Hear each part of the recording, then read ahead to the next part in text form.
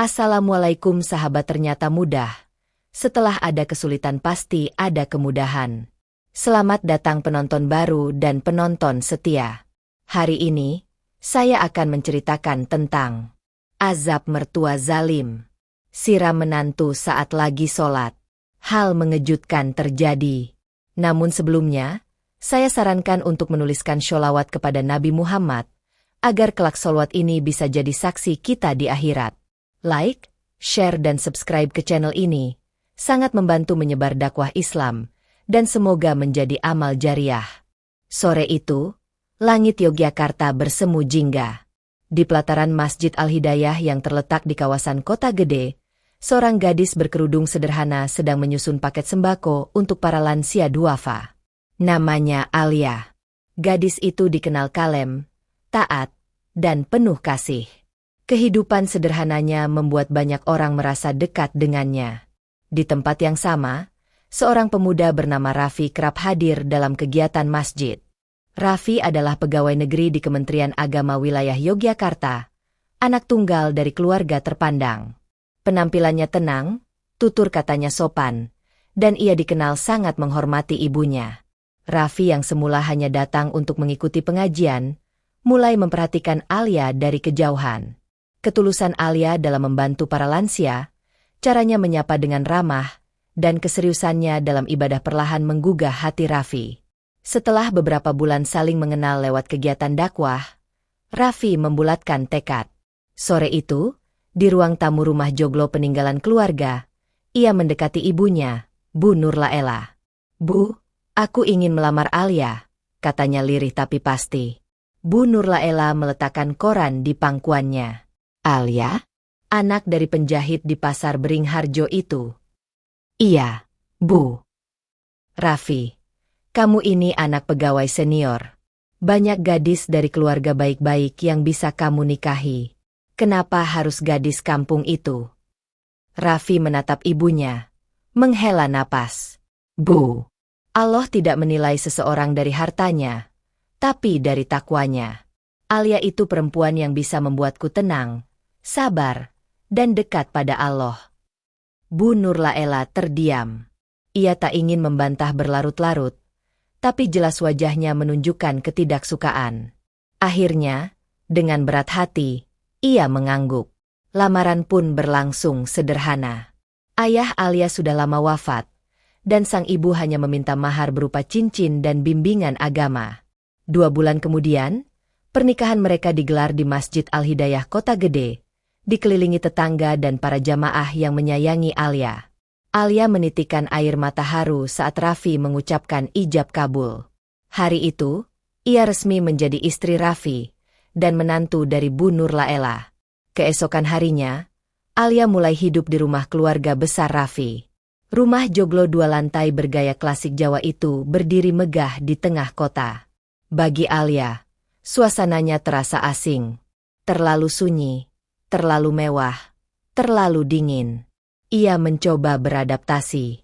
Bangun sebelum subuh, menyiapkan sarapan, menyapu halaman, mengepel lantai. Semua ia lakukan dengan sabar. Namun, pagi pertama di rumah itu sudah terasa menyesakan. "Nasi gudeg ini terlalu manis. Kamu nggak bisa masak ya?"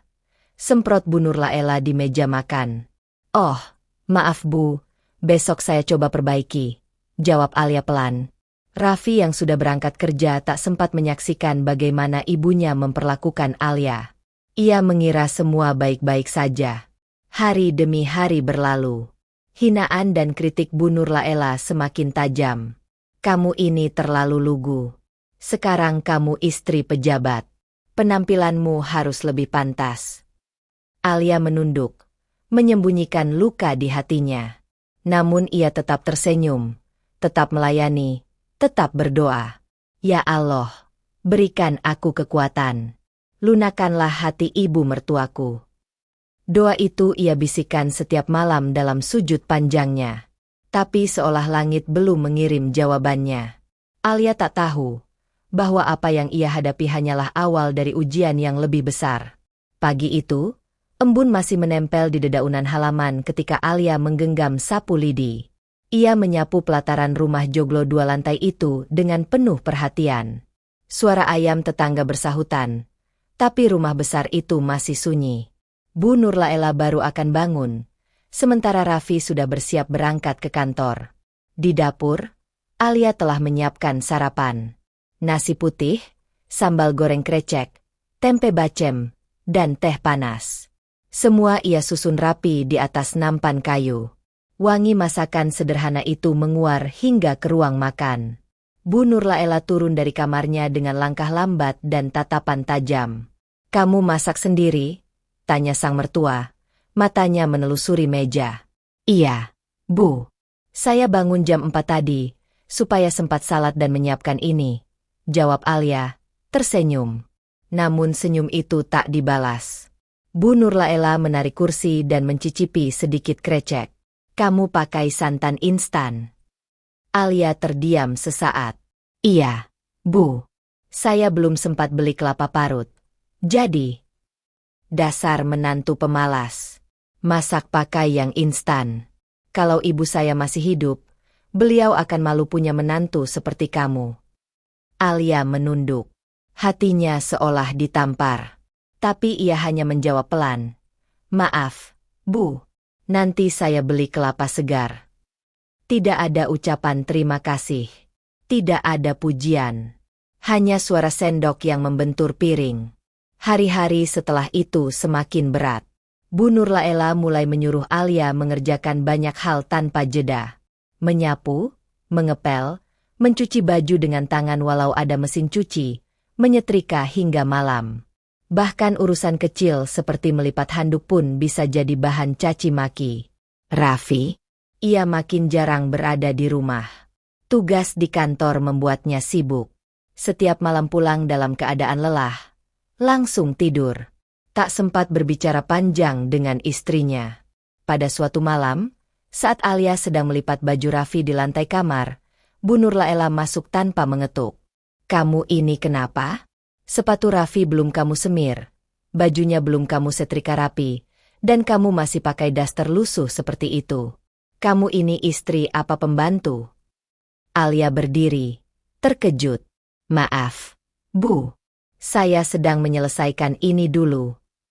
"Kalau kamu tidak bisa jaga nama baik keluarga ini, lebih baik kamu keluar dari rumah ini." Ucapan itu membuat Alia gemetar. Tapi ia tetap menunduk. Air mata mulai menetes. Tapi cepat ia seka. "Ya Allah, sabarkan aku. Aku tidak tahu harus bagaimana lagi." Malam itu, dalam sujud panjangnya, Alia menangis. Tubuhnya lelah. Jiwanya lebih lelah lagi. Ia merindukan ibunya di rumah lama, tapi gengsi menelpon. Tak ingin menyusahkan. Ia tak ingin ibunya tahu kalau anak yang baru saja dinikahkan itu sedang menderita. Beberapa hari kemudian, saat membersihkan lemari di ruang tamu, Alia menemukan sebuah bingkai foto tua. Di dalamnya ada gambar seorang gadis cantik yang sedang tersenyum bersama Bu Nur Laela. Alia menatap foto itu lama. Perempuan dalam foto itu tampak berwibawa, mengenakan pakaian elegan dan memegang tangan Bu Nur Laela. Di belakang foto itu tertulis, "Untuk Umi tersayang. Terima kasih sudah menerima lamaran kami. Dinda." Alia terdiam. Ia baru mengerti. Mungkin inilah alasan mengapa Bu Nur Laela tidak pernah bisa menerima dirinya. Sosok calon menantu impiannya yang telah tiada. Dinda. Nama itu seolah membekas di hati sang mertua. Sore itu, Alia duduk di teras belakang, menatap langit Yogyakarta yang mulai redup. "Ya Allah, kalau aku tidak cukup baik di matanya, tolong jangan cabut niat baikku untuk tetap bersabar. Aku tidak ingin membalas. Aku hanya ingin bertahan." Namun ketenangan itu tidak bertahan lama. Pagi berikutnya, saat Alia menyajikan teh untuk sarapan, cangkirnya tak sengaja tersenggol dan tumpah ke meja. Refleks, Alia mengambil kain untuk membersihkannya. Tapi belum sempat ia usap, suara Bu Nur Laela membahana. "Dasar anak kampung. Sudah 6 bulan di rumah ini, tetap saja ceroboh. Tidak heran kamu lahir dari keluarga miskin. Sudah bawaan." Alia berhenti. Tangannya gemetar. Kata-kata itu menusuk lebih dalam dari sebelumnya. Untuk pertama kalinya, hinaan Bu Nur Laela mengarah langsung ke asal-usulnya. "Maaf, Bu. Saya akan bersihkan," ucapnya lirih. "Cepat. Jangan sampai Raffi lihat. Aku malu punya menantu seperti kamu." Alia membersihkan meja dalam diam. Tapi hatinya koyak. Ia ingin berkata, ingin menjerit, ingin kabur. Tapi kaki dan jiwanya memilih bertahan. Ia tidak tahu bahwa dalam waktu dekat, tubuhnya akan benar-benar diuji. Bukan hanya oleh kata-kata, tapi oleh tindakan yang jauh lebih menyakitkan. Subuh itu, suasana rumah joglo besar di kota gede masih sunyi. Udara pagi Yogyakarta yang lembab menembus jendela-jendela tua berukir klasik. Alia baru saja menyelesaikan tahajud dan salat subuh. Wajahnya tenang, walau kantung mata semakin kentara karena kurang tidur. Ia segera ke dapur, menyiapkan sarapan sebelum Bu Nur Laela bangun. Hari ini ada tamu penting. Bu Nur Laela sudah mengingatkan malam sebelumnya bahwa arisan istri-istri pejabat akan digelar di rumah mereka. "Aku gak mau malu. Semuanya harus sempurna. Kuenya harus kamu buat sendiri. Dari awal. Jangan beli," perintah Bu Nur Laela dingin. Alia mengangguk. Malam itu ia sudah belanja bahan dan mulai meracik adonan sejak jam 4 pagi. Tangannya bergerak cepat. Ia membuat kue talam dan klepon dalam jumlah banyak. Uap kukusan menari-nari di udara dapur. Wajah Alia sudah basah oleh keringat meski waktu baru menunjukkan pukul 6. Tapi di tengah kesibukannya, Alia teringat satu hal. Ia belum salat duha, ibadah sunnah yang selalu ia jaga. Hatinya gelisah. Ia menoleh ke jam dinding. Waktu masih cukup. Maka ia segera mengambil wudhu dan mengambil sajadah kecil. Ia memilih salat di sudut dapur, tempat yang masih bersih dan jauh dari lalu lalang. Ia takut jika salat di kamar akan membuat Bu Nur Laela curiga ia sedang beristirahat. Alia berdiri dengan tenang. Tangannya bersedekap. Bibirnya lirih membaca surat pendek. Namun baru saja rakaat pertama dimulai. Tiba-tiba, biur. Air dingin menyiram tubuhnya dari arah belakang. Alia terperanjat. Air itu membasahi mukena, sajadah, dan lantai dapur. Kepalanya menoleh perlahan. Di hadapannya berdiri Bu Nur Laela, membawa ember kosong dan wajah penuh amarah. "Kamu masih sempat-sempatnya salat saat kerjaan belum selesai? Rasakan tuh airnya." Alia tetap berdiri. Tubuhnya gemetar. Tapi ia tidak menghentikan salatnya. Ia lanjutkan hingga rakaat kedua selesai, meski pakaiannya basah kuyup dan tubuhnya menggigil. Begitu mengucap salam, tangan Bu Nur Laela langsung menarik kerudungnya. Cerak. Kerudung Alia terlepas. Rambutnya tergerai. Tubuhnya ditarik paksa dan didorong ke dinding. Buk. Kepalanya membentur sudut meja. Alia mengerang pelan, terduduk. Tangannya meraba pelipis yang mulai mengeluarkan darah. "Aku capek melihat wajahmu yang sok solehah. Kamu ini gak tahu diri. Sudah aku angkat derajatmu jadi istri anakku, malah seenaknya menyepelekan perintah." "Bu, saya hanya takut ketinggalan waktu duha, saya tidak bermaksud lalai," jawab Alia lirih, masih duduk di lantai. Bu Nur Laela tidak mendengar. Amarahnya membutakan hatinya. Ia mengambil centong nasi yang tergantung di tembok, lalu memukul tangan Alia. "Plah, plah. Ini pelajaran buat kamu. Dasar perempuan miskin yang gak tahu bersyukur." Alia meringkuk, menutup kepala dengan tangan, menahan pukulan. Darah sudah mengalir dari pelipisnya. Tapi tidak ada suara keluar dari mulutnya selain isak tertahan. Tiba-tiba, ting-tong, bel rumah berbunyi. Suara sepatu hak berdetak di teras. Para tamu arisan tiba. Bu Nur Laela terdiam. Ia melempar centong ke atas meja dan menatap Alia dingin. "Bersihkan dirimu. Rapikan wajahmu. Jangan sampai ada yang tahu apa yang terjadi. Awas kalau kamu buka mulut." Alia hanya mengangguk pelan. Setelah sang mertua pergi, Ia bangkit dengan tubuh lemas. Di cermin dapur, ia melihat wajahnya penuh luka dan noda darah. Dengan cepat, ia membasuh pelipis, mengenakan kerudung baru, dan membawa nampan berisi kue ke ruang tamu. Di sana, para ibu pejabat tertawa anggun, membicarakan bisnis butik, hadiah mobil, dan liburan ke luar negeri. Salah satu tamu melirik kue dan berseru, "Wah, enak banget kue kleponnya. Siapa yang bikin?" Bu Nurlaela tersenyum manis. "Itu buatan menantuku. Ya, walaupun masih harus banyak belajar, tapi lumayanlah." Lalu ia menambahkan sambil menatap tajam ke arah Alia. Tidak seperti menantu Bu Hasan yang bisa belikan mobil untuk suaminya. "Menantu saya MAH cuma bisa masak doang." Alia menunduk. Hatinya hancur, tapi senyumnya tetap ia jaga. Di balik kerudungnya, luka masih berdenyut dan darah masih merembes. Malam harinya, ketika Raffi pulang kerja, Alia memberanikan diri berbicara.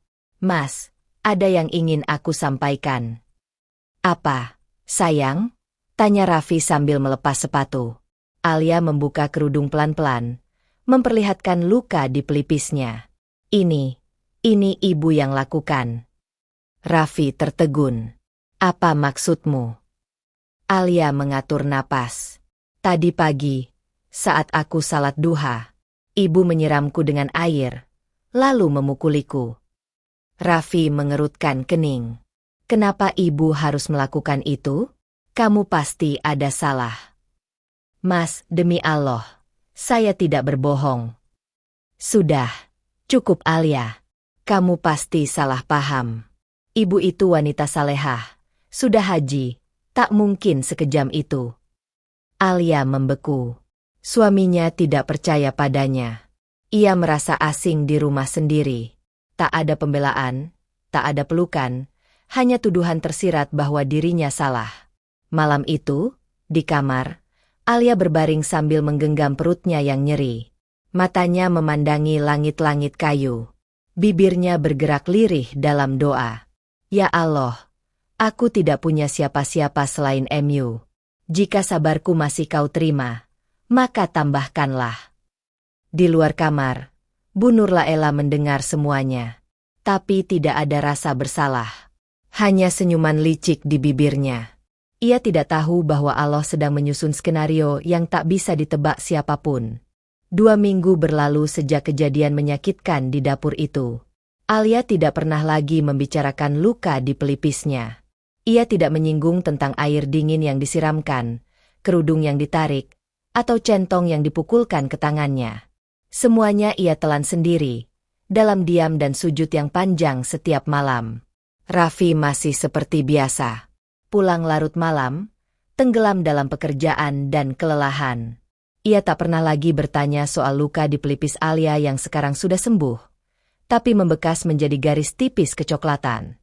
Sementara itu, Bu Nurlaela tetap menjadi matahari yang membakar, bukan menyinari. Setiap hari, Alia diberi tugas berlapis. Dari menyikat kamar mandi lantai atas, mencuci pakaian dengan tangan, hingga membersihkan halaman belakang yang luas dan penuh guguran daun jati. "Jangan lupa siapkan sarapan jam 5. Ya, aku gak mau Raffi telat kerja hanya karena kamu lambat. Dan ingat, minggu ini ada pengajian. Semua harus bersih, termasuk karpet dan jendela kaca," ujar Bu Nurlaela suatu malam. "Iya, Bu. Insya Allah saya siapkan," jawab Alia pelan. "Jangan cuma bilang insya Allah. Aku mau lihat hasilnya." Alia mengangguk. Di kamarnya, ia kembali menahan tangis. Tapi malam itu berbeda. Ia teringat surat Al-Baqarah ayat 153 yang dulu sering dibacakan mendiang ayahnya. "Wahai orang-orang yang beriman, jadikanlah sabar dan salat sebagai penolongmu. Sesungguhnya Allah bersama orang-orang yang sabar." Ayat itu menghujam dalam dadanya. Ia bangkit, mengambil wudhu, lalu menggelar sajadah. Malam itu, ia berdoa lebih lama dari biasanya. Tangisnya pecah, tapi bukan karena lemah. Justru karena kekuatan yang ia kumpulkan sendiri, hari demi hari, dalam senyap dan luka. Keesokan paginya, Rumah itu kembali sibuk. Bu Nurlaela menyuruh Alia menyiapkan jamuan kecil untuk tamu dari grup arisan masjid. Sementara itu, Raffi mulai memperhatikan perubahan dalam dirinya. "Sayang, kamu kelihatan makin kurus," ucap Raffi di meja makan. Alia hanya tersenyum, menunduk. "Kamu baik-baik saja," lanjut Raffi. "Iya, Mas. Alhamdulillah." "Masakan kamu juga makin enak," ujar Raffi, mencoba mencairkan suasana. Namun sebelum Alia sempat menjawab, suara Bu Nurlaela terdengar dari belakang. "Itu bukan karena masakannya enak, tapi karena kamu kecapean kerja. Menantu yang baik itu harus bisa buat suaminya sukses. Lihat tuh menantu Bu Hasan, bisa bikin butik, bantu suaminya beli rumah. Alia, apa yang dia bisa? Masak nasi pun kadang gosong." Raffi menahan napas. Suasana jadi canggung. Tapi seperti biasa, ia memilih diam. Hanya mengaduk teh di cangkirnya perlahan. Alia tersenyum tipis, lalu segera berdiri. Ia tahu jika ia tetap duduk, hinaan akan terus mengalir. Siang itu, tamu-tamu berdatangan. Alia menyambut mereka, menyajikan teh dan kudapan dengan senyum yang ditahan. Para tamu memuji kue buatan Alia, tapi semua pujian itu dialihkan Bu Nurlaela seolah itu hasil kerja orang lain. "Ya begitulah, saya yang arahkan semua. Kalau enggak saya yang bimbing, dia gak bisa apa-apa," ucap Bu Nurlaela dengan senyum datar. Di balik senyum Alia, hatinya seperti diremas. Ia ingin berteriak, ingin pergi, ingin mengatakan, "Saya manusia, bukan boneka di rumah ini." Tapi lagi-lagi, ia memilih diam. Malam harinya, Alia salat lebih lama dari biasanya. Dalam sujud terakhir, ia bicara dengan Allah dengan suara yang hanya bisa didengar oleh langit. "Ya Allah, aku tidak tahu sampai kapan bisa bertahan. Tapi aku percaya, setiap air mata yang jatuh untuk MU tidak akan sia-sia. Jika ini bagian dari rencana MU, kuatkan aku." Ia mengusap wajahnya. Di balik rasa hancur yang tak kunjung berhenti, tumbuh sebutir cahaya kecil bernama harapan. Namun pada pagi berikutnya, sesuatu terjadi. Alia sedang menyiram tanaman di halaman belakang saat tiba-tiba terdengar suara keras dari dalam rumah. Bra! Disusul suara benda jatuh dan jeritan pendek. Alia berlari masuk. Suara itu datang dari kamar mandi lantai atas. Bu Nurlaela. Tidak ada jawaban.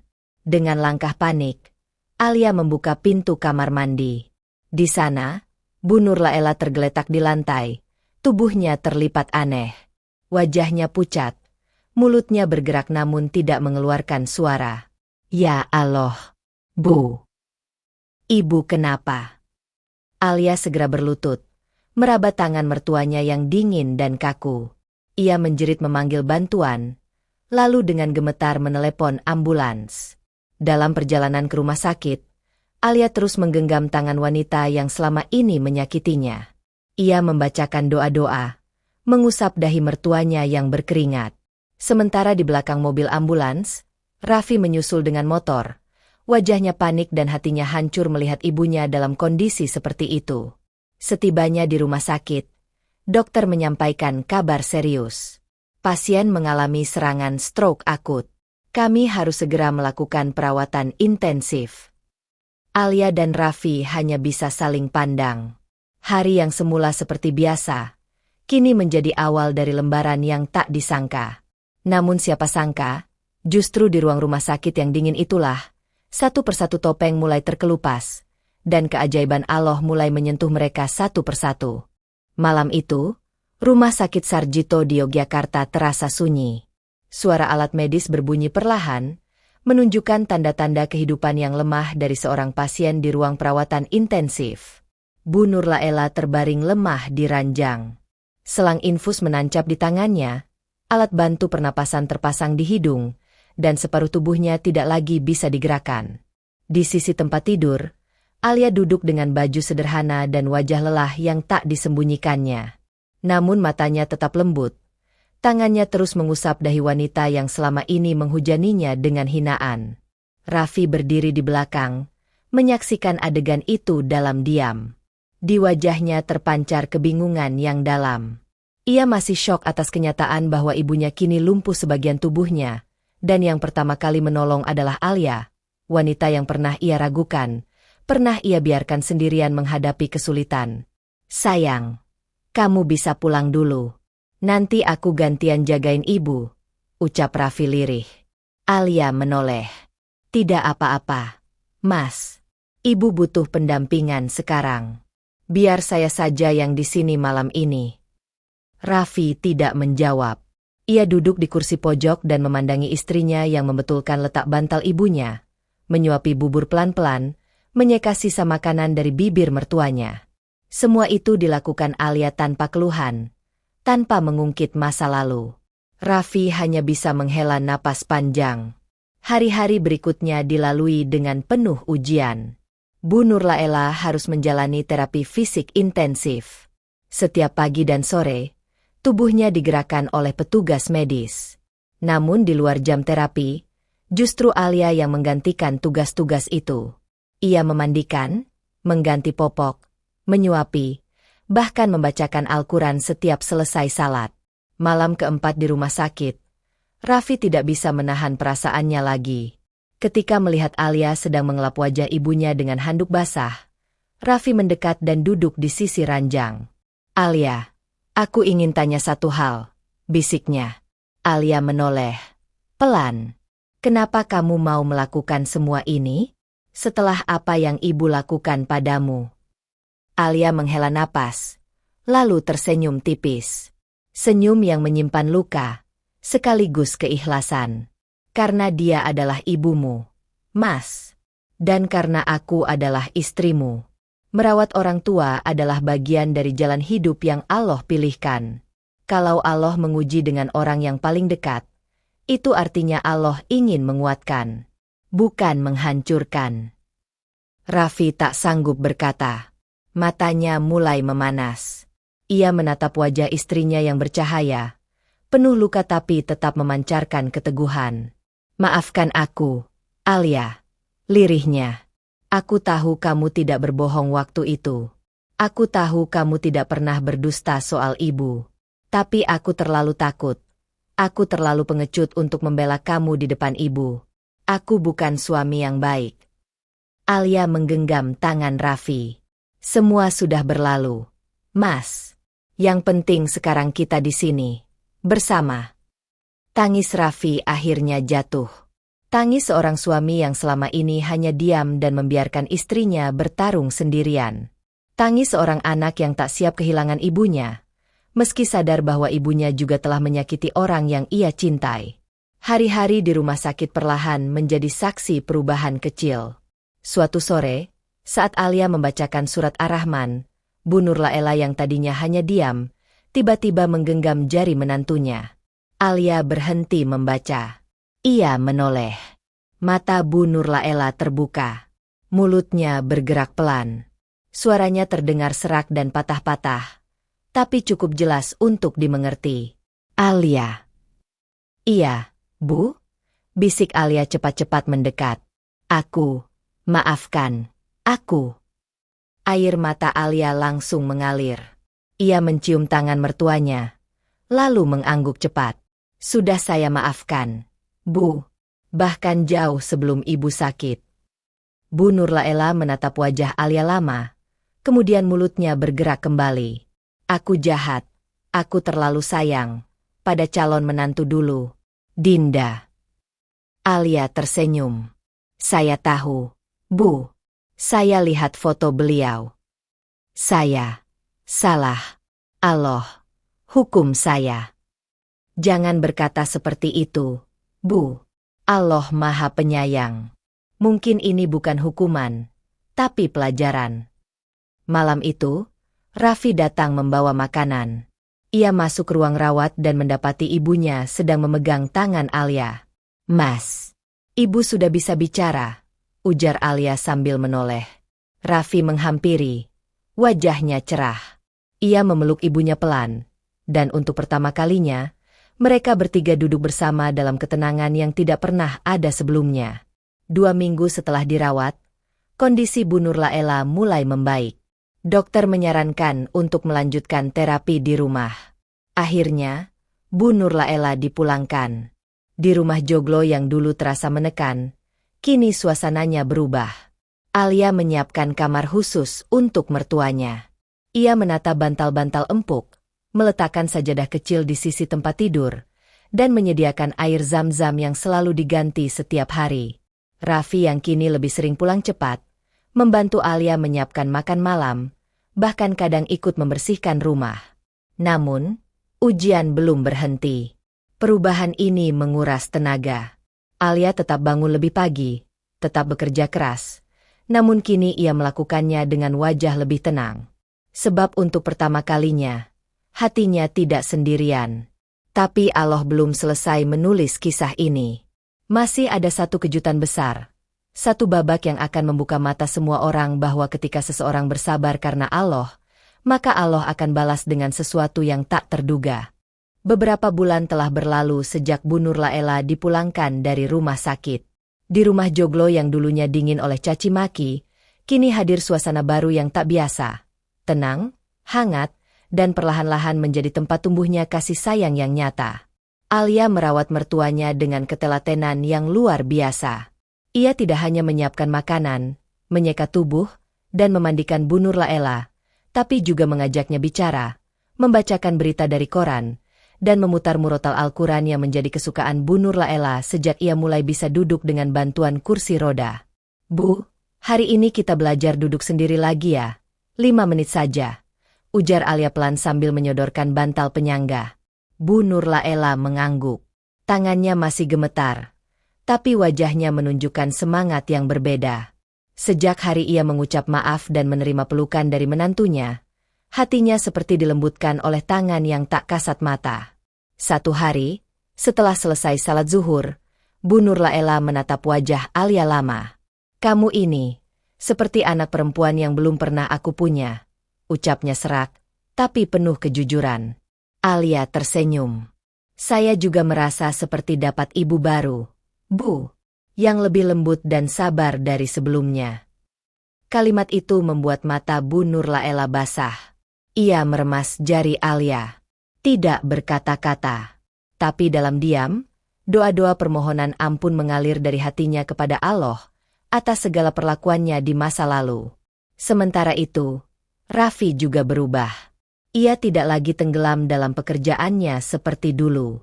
Setiap pagi ia membantu Alia menyiapkan sarapan. Kadang-kadang, ia yang memijat kaki ibunya sebelum berangkat kerja. Sore hari ia pulang lebih awal, dan duduk bersama Alia di teras rumah, menyesap teh hangat sambil membicarakan masa depan mereka. "Aku merasa bersalah sekali, sayang," ucap Raffi di suatu sore. "Bukan karena tidak percaya padamu dulu, tapi karena aku membiarkan kamu menanggung semua ini sendirian." Alia menggenggam tangan suaminya. "Yang penting sekarang kita berjalan bersama, Mas. Tidak ada yang sendiri lagi." Namun, di balik senyum lembut dan kelembutan hati itu, Alia menyimpan satu mimpi yang selama ini ia pendam diam-diam, memiliki penghasilan sendiri. Ia tidak pernah berani menyampaikan keinginan itu sebelumnya. Tapi kini, setelah hubungan dengan Bu Nur Laela dan Raffi membaik, ia merasa waktunya tiba. Suatu malam, saat semua sudah tidur, Alia duduk di depan laptop kecil peninggalan almarhum ayahnya. Ia membuka folder penuh desain pakaian dan ide bisnis yang selama ini ia tulis dalam buku catatan tua. Ia mulai mengetik, menyusun rencana, dan menelusuri cara membuka toko daring sederhana. Dengan modal uang tabungan dan bantuan dari teman lamanya yang kini tinggal di Sleman, Alia memulai sebuah toko online kecil-kecilan. Ia menjual mukena bordir, sarung anak, dan perlengkapan ibadah dengan desain lembut dan warna kalem yang ia buat sendiri. Foto-foto diambil di sudut rumah, di halaman belakang yang kini ditanami bunga melati.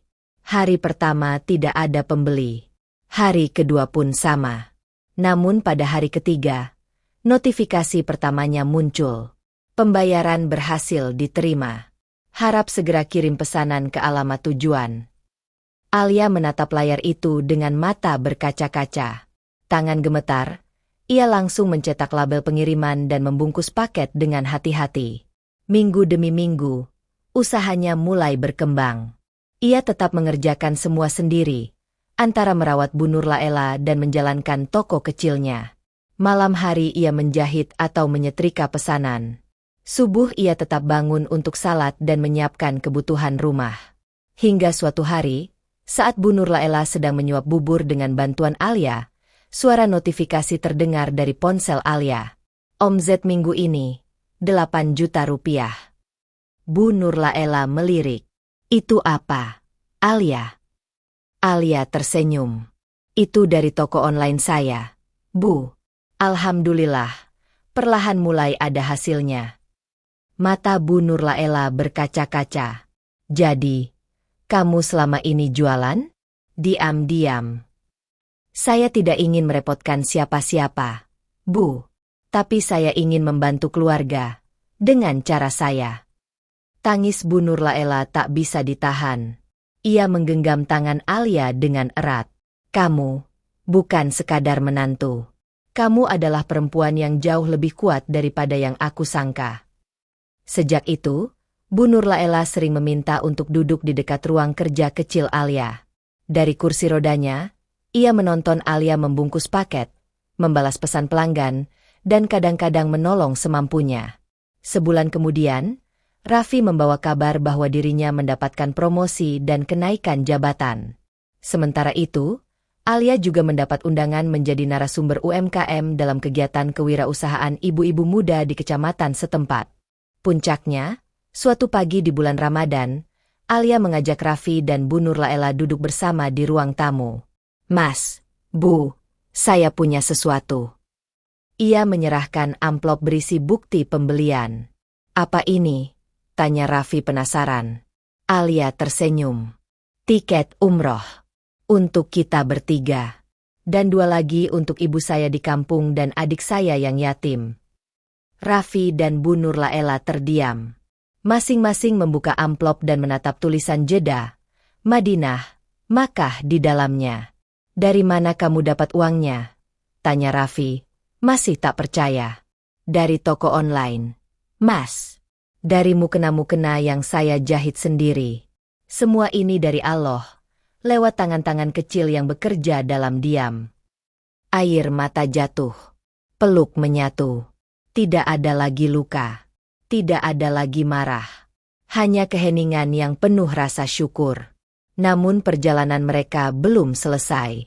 Masih ada satu bab besar yang akan menjadi saksi, bahwa kesabaran yang disiram dengan air mata akan tumbuh menjadi pohon yang menjulang hingga ke langit. Hari itu, langit Yogyakarta cerah seolah tahu ada doa-doa yang mulai dijawab satu persatu. Angin mengalir lembut dari arah selatan, menyapu pelataran rumah joglo yang kini lebih sering diisi senyuman daripada caci maki. Di ruang tengah, Alia sedang mengepak koper. Mukena putih bersulam, sandal jepit yang sudah ia tandai dengan nama, serta catatan doa-doa dari ibu kandungnya ia masukkan satu persatu dengan hati-hati. Di sisi lain, Raffi sedang membantu menyiapkan dokumen perjalanan. Paspor, visa, surat rekomendasi, semua sudah rapi dalam map biru. Bu Nur Laela duduk di kursi rodanya, memandangi kesibukan itu dengan tatapan kosong namun penuh makna.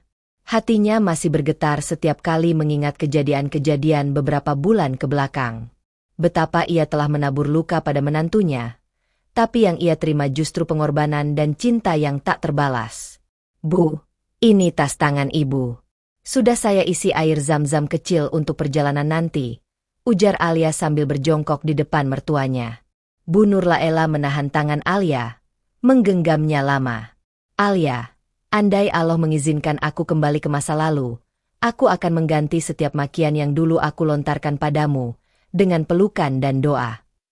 Alia menunduk, memeluk Bu Nur Laela pelan. Kita tidak bisa kembali, Bu, tapi kita masih bisa melanjutkan dengan lebih baik. Tangis itu datang perlahan, tidak meledak, tapi menetes pelan seperti hujan di musim kemarau. Menghapus sisa-sisa dendam yang mungkin masih berdiam di hati terdalam. Keesokan harinya, Mereka bertiga berangkat ke Bandara Internasional Yogyakarta. Raffi mendorong kursi roda ibunya, sementara Alia menuntun koper kecil sambil sesekali memastikan paspor dan dokumen tak tertinggal. Selama di perjalanan, Alia terus menggenggam tangan Bu Nur Laela yang dingin. "Bu, sebentar lagi kita sampai di Tanah Suci," bisiknya. "Doakan saya ya, agar bisa tetap menjadi istri dan menantu yang tidak mengecewakan." Bu Nur Laela mengangguk pelan, menatap menantunya dengan tatapan yang berbeda. Bukan lagi tatapan penghakiman, tapi pengakuan bahwa perempuan yang selama ini ia rendahkan adalah makhluk kuat yang dijaga Allah. Sesampainya di Makkah, segalanya terasa seperti mimpi. Dari kejauhan, Ka'bah berdiri gagah. Cahaya malam membuatnya tampak seperti menara cahaya yang menembus langit.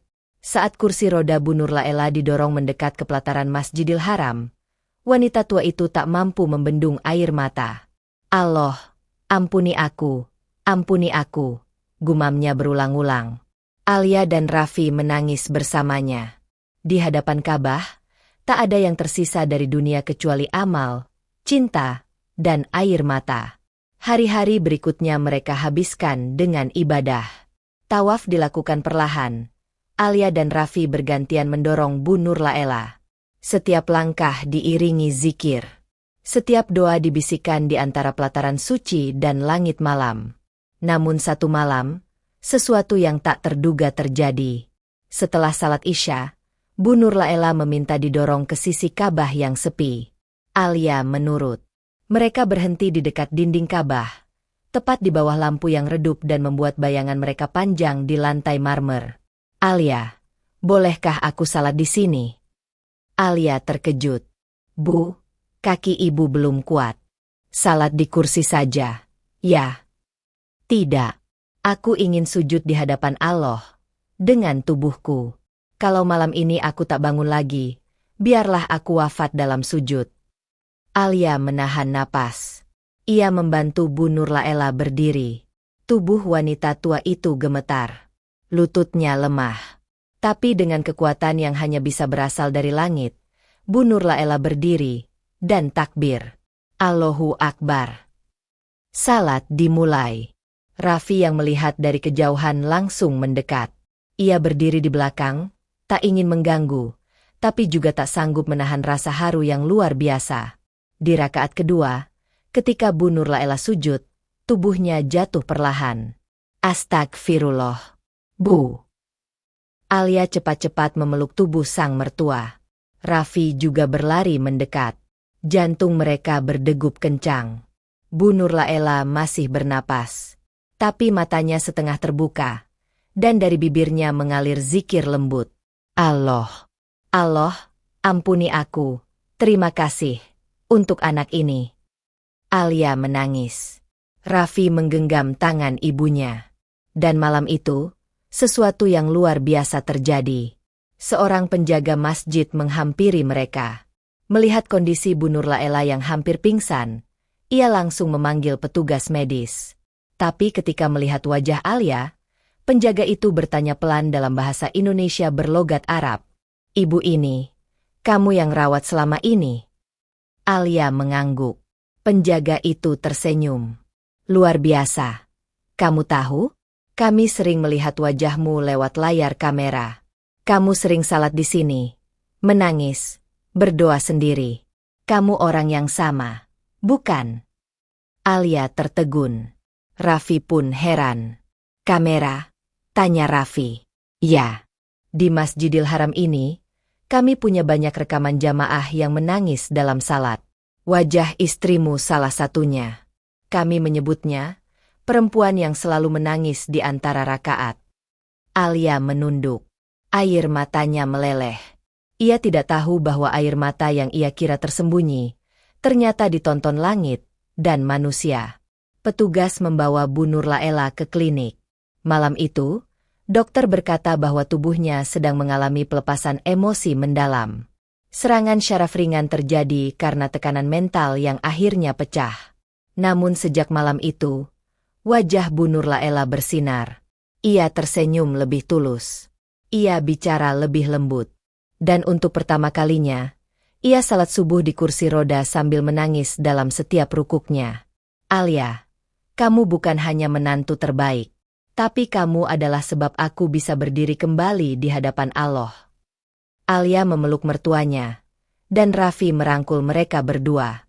Namun kisah ini belum selesai.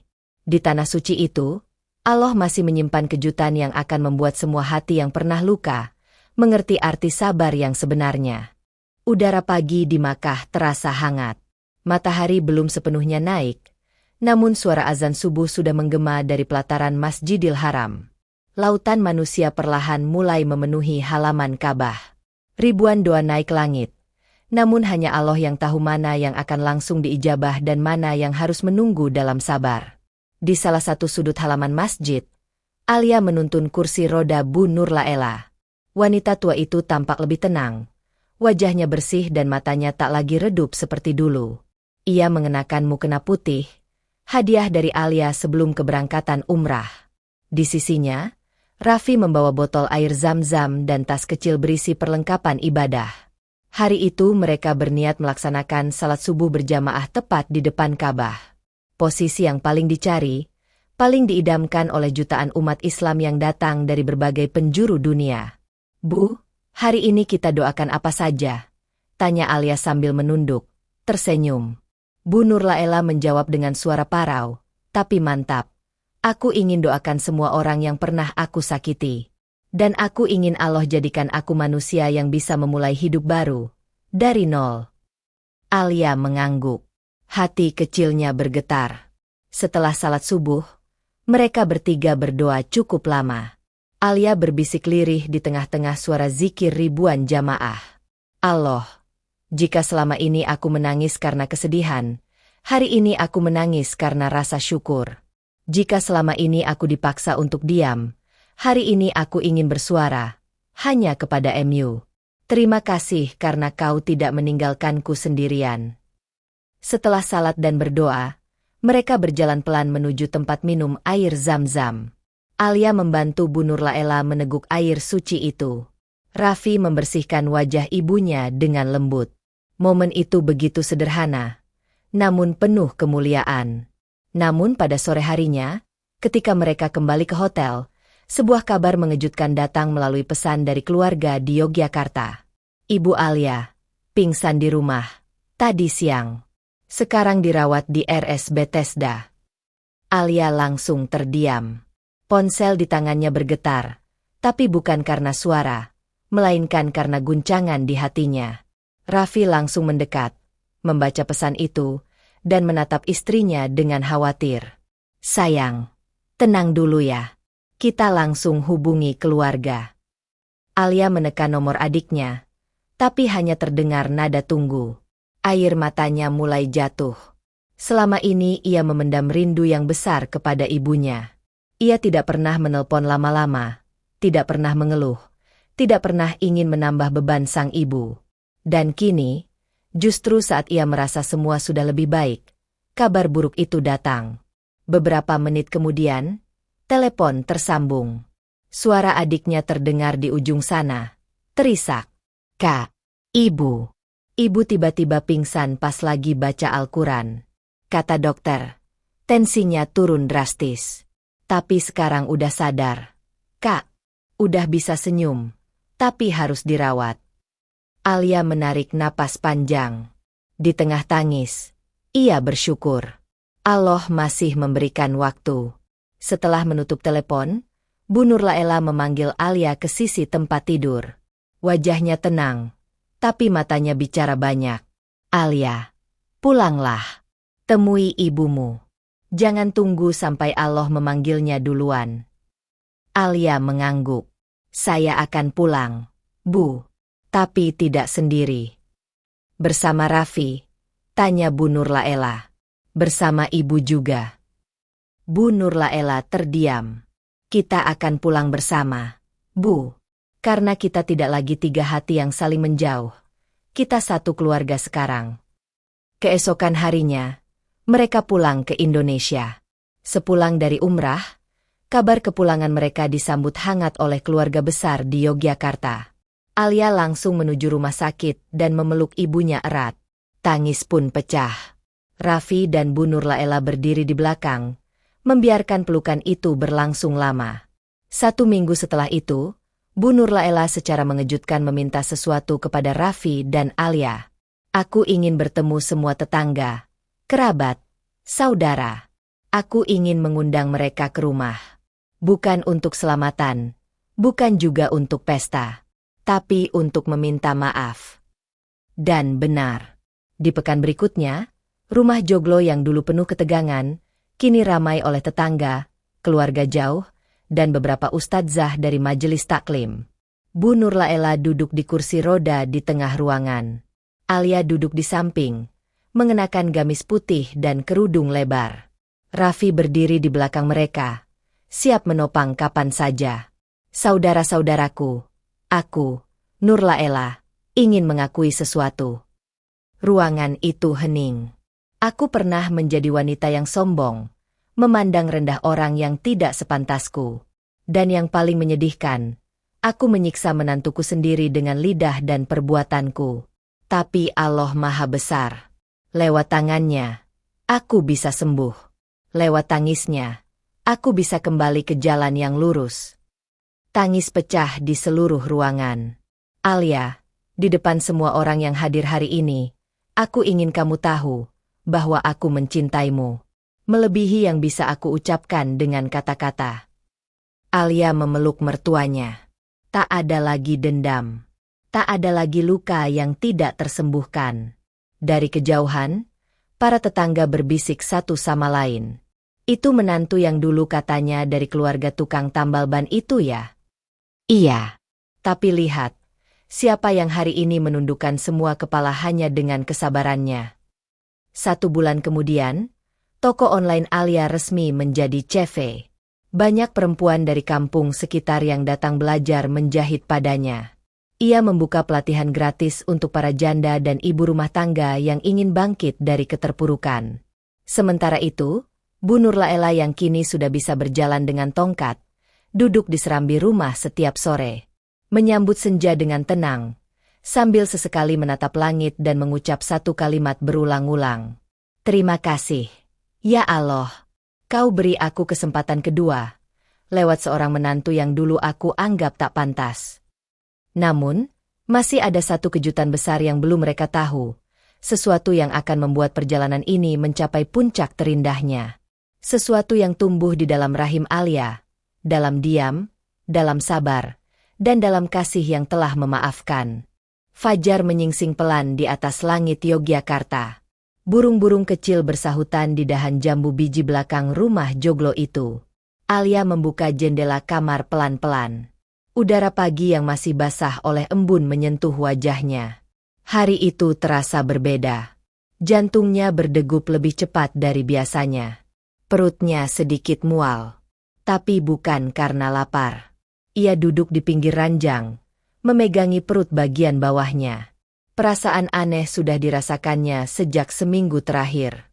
Mual di pagi hari, pusing ringan, dan rasa lelah yang muncul meski pekerjaan rumah sudah jauh berkurang. Apa aku masuk angin ya? Gumamnya lirih. Namun saat ia berdiri dan melihat kalender di dinding, tubuhnya mematung. Ia mulai menghitung, mencoba mengingat kapan terakhir kali haid. Sudah lebih dari sebulan. Segera setelah Raffi berangkat kerja, Alia mengambil keputusan. Ia mengenakan jaket dan jilbab sederhana, lalu diam-diam pergi ke apotek kecil di dekat pasar kota gede. 1 alat tes kehamilan, Mbak, ucapnya pelan, hampir tak terdengar. Petugas apotek tersenyum. Semoga hasilnya bikin bahagia ya, Bu. Alia hanya membalas dengan senyum gugup. Di rumah, ia langsung masuk kamar mandi dan melakukan tes diam-diam. Tangannya gemetar. Matanya terus menatap batang kecil itu, menunggu garis merah muncul. 1 garis. Kemudian perlahan, muncul garis kedua. Garis itu tidak terlalu tebal, tapi cukup jelas untuk membuat dunia Alia berhenti berputar sejenak. Ia terduduk di lantai kamar mandi, air matanya langsung jatuh, deras, tanpa aba-aba. Allahu Akbar. Allahu Akbar. Ia menutup mulutnya, menahan suara tangis agar tak terdengar. Tangis itu bukan karena takut, tapi karena begitu lama ia menyimpan harapan ini. Ia tak pernah menyebutkan keinginan punya anak di depan Raffi, karena ia tahu keadaan mereka belum stabil. Dan sekarang, Allah memberikan itu sebagai hadiah setelah badai panjang yang ia lewati. Sore harinya, ketika Raffi pulang kerja, Alia menyambutnya di depan pintu. Wajahnya bercahaya, matanya merah karena habis menangis. "Mas, ada yang ingin saya tunjukkan." Raffi menatapnya heran. Alia menggenggam tangannya, menarik pelan menuju kamar. Di atas tempat tidur, tespek itu sudah ia letakkan dalam bingkai kecil dari kayu, dan di sampingnya ada selembar kertas bertuliskan tangan. Kado dari Allah setelah badai reda. Raffi menatap Alia, lalu menatap tespek itu. Ia terdiam. Dadanya naik turun. Lalu tiba-tiba, ia berlutut dan memeluk perut Alia. "Allahu Akbar. Benar, sayang." Alia mengangguk sambil meneteskan air mata. "Insya Allah, Mas. Saya hamil." Raffi menangis dalam pelukan istrinya. Pelan, tulus, seperti anak kecil yang baru saja diberi mainan yang sudah lama ia impikan. Malam itu, kabar bahagia disampaikan kepada Bu Nur Laela. Ketika Alia menunjukkan hasil pemeriksaan kehamilan dari bidan di kampung, mata wanita tua itu langsung berkaca-kaca. "Allah masih memberiku kesempatan untuk melihat cucu. Alia, ini bukan hanya hadiah untukmu, ini hadiah untuk kita semua." Sejak saat itu, seluruh suasana rumah berubah. Setiap pagi, Bu Nur Laela kini lebih dulu bangun. Ia menyiapkan susu hangat untuk Alia. Bahkan sesekali, ia ikut membantu menyetrika baju bayi yang baru dibeli oleh Raffi. Perubahan itu begitu nyata. Seolah-olah Allah menghapus seluruh masa lalu kelam dan menggantinya dengan sinar baru yang tak terbayangkan. 3 bulan pertama kehamilan Alia berjalan lancar. Mualnya mulai berkurang, dan tubuhnya makin kuat. Namun pada bulan keempat, ujian kecil datang kembali. Suatu pagi, saat hendak mengambil air wudhu, Alia merasa pusing luar biasa dan tubuhnya limbung. Ia hampir jatuh di kamar mandi. Untung saja Raffi belum berangkat kerja dan segera menolongnya. Mereka segera ke bidan. Setelah diperiksa, bidan berkata, "Tekanan darahnya turun, Bu. Tapi janinnya masih kuat. Hanya saja, mohon banyak istirahat. Jangan terlalu banyak berdiri atau kelelahan." Sejak itu, Bu Nur Laela mengambil alih sebagian besar tugas rumah. Ia meminta tetangga sebelah untuk membantu bersih-bersih setiap pagi, sementara dirinya mengawasi dan menghibur Alia sepanjang hari. "Cucuku nanti harus kuat. Ibu dan neneknya sudah menunggu-nunggu," ucapnya sambil membelai perut Alia yang mulai membuncit. Alia hanya tersenyum. Tapi dalam hati, ia bersyukur tak henti-henti. Ia merasa hidupnya kini sempurna. Ia bukan lagi menantu yang dihina. Ia telah menjadi pusat kasih sayang bagi 2 orang yang dulu ia layani dalam kesunyian. Bulan ke-6 kehamilan datang bersamaan dengan bulan Ramadan. Meski tidak berpuasa penuh, Alia tetap bangun malam untuk salat tahajud dan menyusupkan doa-doa kecil yang sama seperti dulu. "Allah, jaga anak ini. Jadikan dia anak yang menyejukkan mata. Berikan ia hati yang lapang. Seperti Engkau lapangkan jalanku hingga ke titik ini." Di malam ke-23 Ramadan, ketika langit dipenuhi cahaya lembut, Alia terbangun dari tidurnya. Di perutnya terasa gerakan kecil. Untuk pertama kalinya, janin dalam kandungannya bergerak nyata. "Mas, dia gerak," bisiknya pada Raffi yang langsung terjaga. Raffi meletakkan tangan di perut Alia. Gerakan itu terasa jelas. Seperti lambaian kecil dari rahim, seperti salam dari jiwa kecil yang sedang tumbuh dalam cinta dan pengampunan. "Allahu Akbar, dia menyapa kita, sayang," ucap Raffi sambil meneteskan air mata. Mereka bertiga, Alia, Raffi, dan Bu Nur Laela, menghabiskan malam itu dalam zikir panjang, diiringi suara adzan subuh yang menyentuh langit-langit rumah tua mereka. Namun, Masih ada satu malam terakhir yang akan menjadi saksi, malam ketika semua doa yang pernah dipanjatkan dalam diam, menemukan jawabannya di bawah gerhana. Ramadan hampir usai. Malam-malam terakhir terasa berbeda. Langit Yogyakarta yang biasanya cerah kini diselimuti mendung tipis, seperti tirai yang menutupi keagungan rahasia langit. Di televisi, para ulama mengumumkan bahwa malam itu akan terjadi gerhana bulan total, sebuah fenomena langka yang oleh banyak orang dianggap sebagai pertanda dari langit. Di rumah joglo tua itu, suasana hening. Alia duduk di ruang tamu, tangannya memegang mushaf kecil, sementara perutnya yang membesar terus ia elus lembut. Setiap gerakan kecil dari janin di dalamnya seperti menjadi irama bagi hatinya yang kini lebih damai dari sebelumnya. Bu Nur Laela duduk di kursi rotan di sampingnya.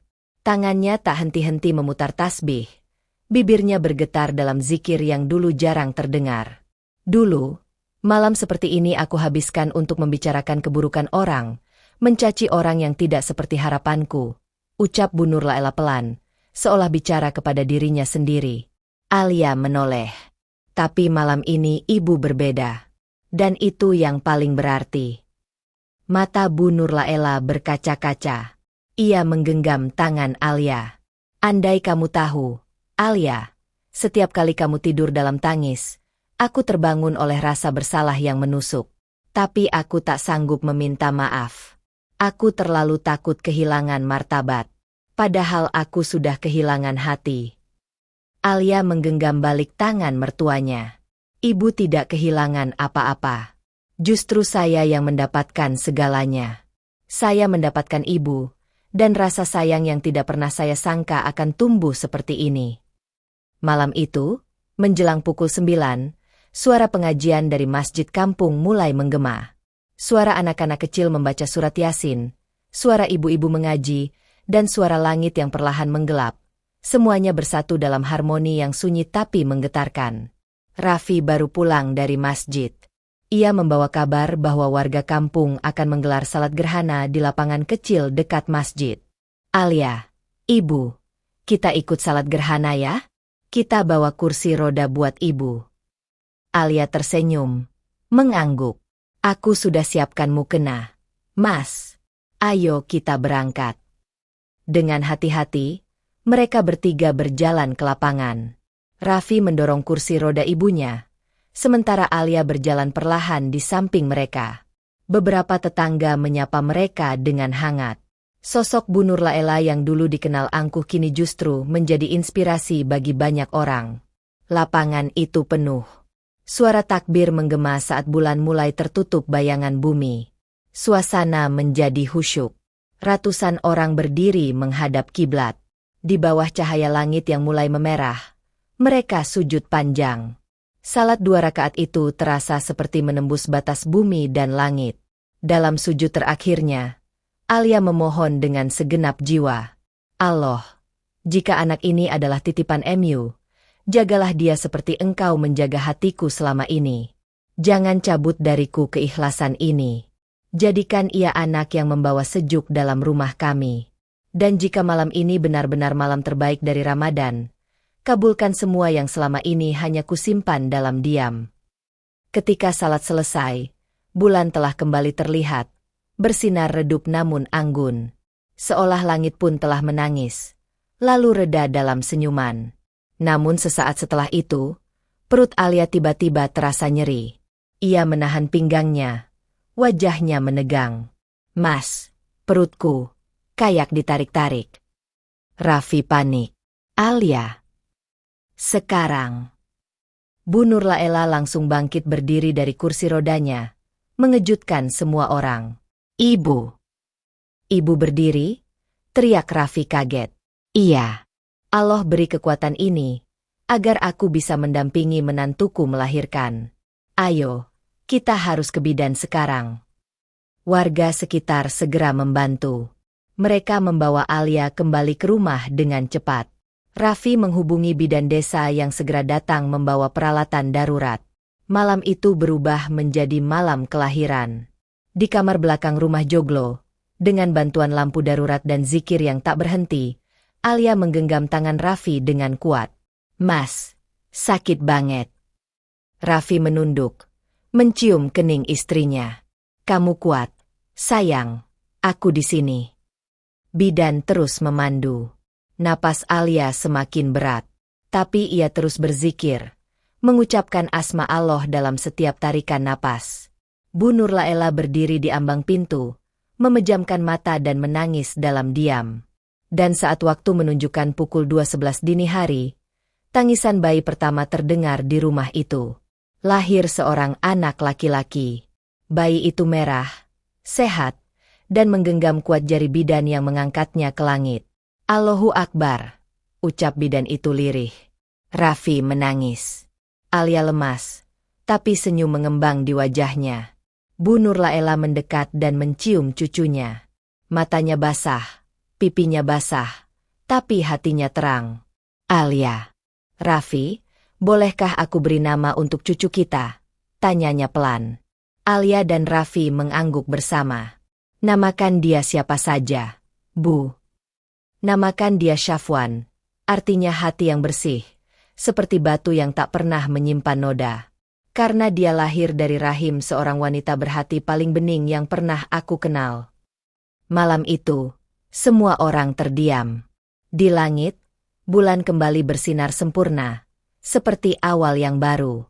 Namun tak ada yang tahu bahwa hari itu bukan hanya hari kelahiran seorang anak, tapi kelahiran sebuah keluarga yang dulu hampir hancur oleh kesombongan, kini dipersatukan oleh sabar dan cinta yang lahir dari ketulusan terdalam. Pagi hari itu, matahari bersinar lembut di atas kota Yogyakarta. Angin yang berembus dari arah utara menyapu pelataran rumah joglo dengan aroma rumput basah dan tanah yang disiram gerimis semalam. Di halaman belakang, Alia duduk di bawah pohon mangga tua, mengayun pelan sebuah keranjang rotan kecil berisi bayi mungil yang baru seminggu lahir. Syafwan. Nama itu terus diulang-ulang setiap orang yang datang menjenguk. Namanya siapa? Mbak. Syafwan, artinya hati yang bersih. Masya Allah, bagus sekali. Semoga hatinya sebersih artinya. Bayi itu tidur dengan damai. Sesekali tangannya bergerak-gerak pelan seperti mengejar bayang-bayang mimpi. Di sisi Alia, duduk Bu Nur Laela, masih dengan tongkat di tangannya, tapi kini jauh lebih kuat dari sebelumnya. Sudah beberapa kali ia berjalan sendiri tanpa bantuan, meski perlahan. Ia menatap cucunya lama, sangat lama, seolah ingin menyimpan setiap detil wajah kecil itu ke dalam hatinya. Alia, kamu tahu, ucapnya lirih, di usia setuaku ini, aku baru benar-benar merasa menjadi ibu, ketika melihat kamu menjadi ibu untuk Syafwan. Alia tertegun, lalu menoleh. Ibu terlalu baik. Saya hanya melakukan apa yang seharusnya dilakukan seorang istri. Bu Nur Laela menggeleng pelan. Tidak, Alia. Kamu lebih dari itu. Kamu adalah anak yang Allah kirimkan bukan hanya untuk menjadi istri bagi Raffi, tapi guru untukku. Untuk hatiku yang dulu penuh debu kesombongan. Mereka diam sesaat. Bayi kecil di keranjang masih terlelap, tertutup kain tipis dari katun lembut. Hari-hari pasca kelahiran Syafwan berubah menjadi musim panen bagi keluarga kecil itu. Rezeki mengalir pelan tapi pasti. Bisnis mukena dan perlengkapan ibadah Alia yang dulunya dikelola lewat handphone dan laptop sederhana, kini berubah menjadi sebuah toko online profesional. Ia merekrut 2 perempuan janda dari kampung sebelah untuk membantunya mengemas dan menjahit. Raffi pun semakin mantap di jabatannya. Ia sering dipanggil menjadi pemateri dalam acara pembinaan keluarga muda, dan sesekali ia mengajak Alia untuk mendampinginya. Mas, aku gak pandai bicara di depan umum, keluh Alia suatu hari. Bicaramu tidak harus indah. Sayang, kamu hanya perlu menceritakan kebenaran. Orang-orang butuh kisah nyata, bukan teori. Dan memang benar. Saat pertama kali Alia diminta untuk berbicara di forum ibu-ibu muda, ia hanya membacakan secari kertas berisi kisahnya sendiri. Tapi sebelum ia selesai membacakan halaman ketiga, sebagian besar hadirin sudah menangis. Termasuk seorang ibu yang setelah acara itu, datang menghampirinya dan memeluknya erat. Aku juga punya menantu, Mbak, dan aku dulu menyakitinya. Tapi sejak dengar ceritamu, aku ingin minta maaf malam ini juga. Alia menangis bersama wanita itu. Bukan karena luka lama terungkit, tapi karena hatinya tahu, semua penderitaan yang dulu ia telan diam-diam, kini berubah menjadi ladang pahala yang menular ke hati-hati lain yang pernah keras. Di rumah, Bu Nur Laela semakin aktif. Ia mulai ikut majelis taklim di langgar kecil dekat rumah. Bahkan ia ditunjuk sebagai penanggung jawab pengumpulan dana sedekah untuk anak yatim. Sesekali ia menjadi tempat curhat bagi para ibu yang sedang berselisih dengan menantu.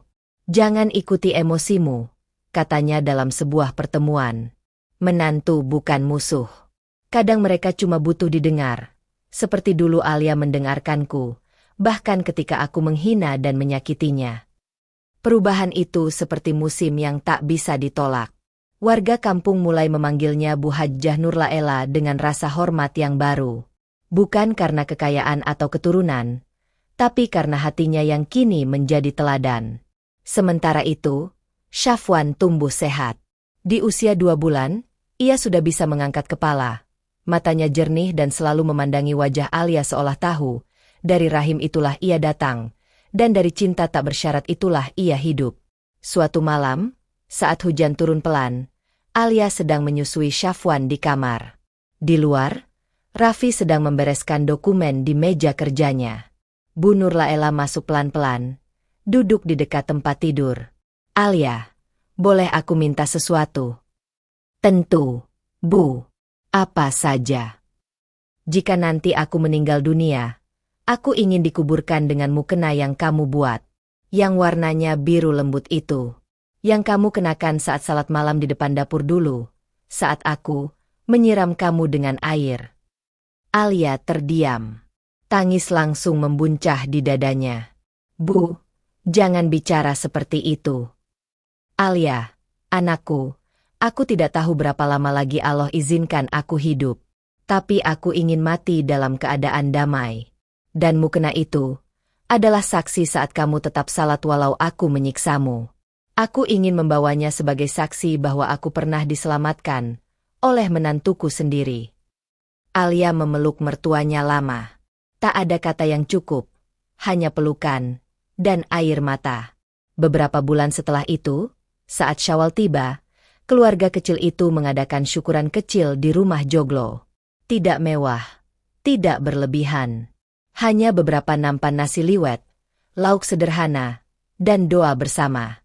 Di akhir acara, Alia menggendong Syafwan yang sudah berusia 5 bulan, duduk di hadapan tamu-tamu. Dengan suara pelan tapi mantap, ia berkata, "Kalau dulu saya dipanggil Alia, menantu miskin, penjual mukena yang diremehkan, maka hari ini, saya berdiri bukan karena ingin dibanggakan, tapi karena ingin mengucap bahwa semua luka yang dulu saya alami, semua hinaan, semua air mata, tidak pernah membuat saya menyesal. Karena Allah mengganti semuanya. Dengan cinta, dengan keluarga, dan dengan anak ini." Ia mencium dahi Syafwan. Semua tamu menunduk haru. Tangis terdengar dari sudut-sudut ruangan. Namun, satu hal masih tersimpan dalam hati Alia. Ia belum pernah mengatakan dengan gamblang kepada dirinya sendiri bahwa ia telah menang. Tapi mungkin itu karena orang-orang seperti Alia tidak butuh pengakuan. Cukup Allah yang tahu. Dan langit telah lama mencatat semuanya. 2 tahun berlalu sejak malam gerhana itu. Rumah Joglo di kota gede kini tak lagi dikenal sebagai rumah besar yang sepi dan penuh tekanan. Rumah itu kini dikenal oleh warga sekitar sebagai Rumah Alia. Sebuah tempat yang bukan hanya dipenuhi dengan suara anak kecil yang mulai belajar berjalan, tetapi juga dipenuhi zikir, tawa, dan harapan. Di halaman depan, Alia menata beberapa rak baru yang ia pesan khusus dari tukang kayu kampung. Usaha mukena dan perlengkapan ibadahnya kini sudah berkembang menjadi sebuah koperasi kecil yang mempekerjakan 8 ibu rumah tangga dan 2 remaja putri yang putus sekolah. "Bu Alia, pesanan mukena sulam dari Solo sudah siap dikirim," kata salah satu pegawainya, Rina, seorang janda muda. "Masya Allah. Terima kasih, Rina. Nanti sore kita kirim bareng." "Ya," jawab Alia sambil tersenyum. Dari balik jendela, Bu Nurlaela memperhatikan semuanya dengan bangga. Kini rambutnya sudah lebih banyak yang putih. Tubuhnya lebih bugar. Meski ia masih setia dengan tongkat kayu pemberian Raffi. Tapi wajahnya kini tak pernah lagi memancarkan dingin atau sombong. Wajah itu kini menjadi wajah seorang ibu dan nenek, yang benar-benar telah berubah karena cinta dan sabar. Ia lalu memanggil cucunya yang sedang bermain di teras. Syafwan, sini ke nenek. Nak. Bocah lelaki berusia 2 tahun itu berlari kecil, mengenakan sarung kecil dan baju koko warna hijau. Pipinya tembam, matanya jernih seperti embun pagi. Nenek, lihat, Syafwan bisa baca huruf alif sampai TSA. Serunya bangga. Masya Allah, cucuku pintar, ucap Bu Nurlaela sambil mencium pipinya. Sore itu, mereka duduk bertiga di serambi rumah. Alia, Bu Nurlaela, dan Syafwan. Raffi belum pulang kerja, tapi suasana rumah sudah seperti surga kecil yang tak membutuhkan kemewahan. Bu, ucap Alia tiba-tiba. Iya, nak. Saya masih ingat, dulu ibu pernah bilang ingin dikuburkan dengan mukena saya yang berwarna biru lembut itu. Bu Nurlaela tersenyum, pelan, namun mantap. Iya, aku ingat. Dan aku masih ingin itu. Alia mengangguk. Kalau boleh, saya juga ingin dikuburkan dengan mukena itu, Bu. Kalau suatu hari nanti, saya yang pergi duluan, tolong pakaikan mukena itu di tubuh saya. Mereka berdua saling pandang. Tak ada rasa takut, hanya keikhlasan. Karena mereka tahu, hidup ini hanya tempat singgah. Dan mukena biru itu adalah saksi bagaimana sabar bisa menyelamatkan jiwa. Malam harinya, Raffi pulang lebih awal. Mereka makan malam bersama di ruang keluarga. Syafwan duduk di pangkuan ibunya, menyuapkan nasi ke mulut ayahnya sambil tertawa. Bu Nurlaela memandangi mereka dengan mata yang berkaca-kaca. Dulu, aku takut kehilangan martabat. Tapi ternyata aku hampir kehilangan keluarga. Tapi Allah Maha Baik. Dia tidak membiarkan aku hancur sendirian. Dia kirimkan Alia. Alia menoleh. Dan saya juga hampir kehilangan segalanya. Bu, tapi Allah beri saya tempat di rumah ini. Lewat ujian, saya tahu bahwa cinta itu bukan hanya soal diterima, tapi juga tentang memilih untuk bertahan, ketika semua alasan pergi datang satu persatu. Suasana menjadi hening. Hanya suara jam dinding yang terdengar berdetak. Tak ada yang perlu ditambahkan. Tak ada kesimpulan yang harus dijelaskan. Karena kadang, cerita yang paling menyentuh adalah cerita yang tidak ditutup dengan tepuk tangan, tapi dengan napas yang perlahan tenang dan utuh. Di langit, bulan penuh bersinar terang. Tak ada gerhana malam ini. Tak ada badai. Hanya langit yang terbuka, seolah menjadi saksi dari satu kisah nyata yang ditulis oleh kesabaran dan ditegakkan oleh cinta.